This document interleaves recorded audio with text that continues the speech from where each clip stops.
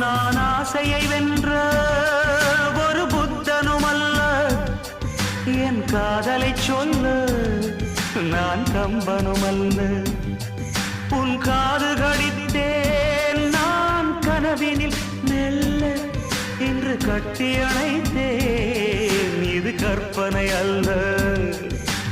அடிமன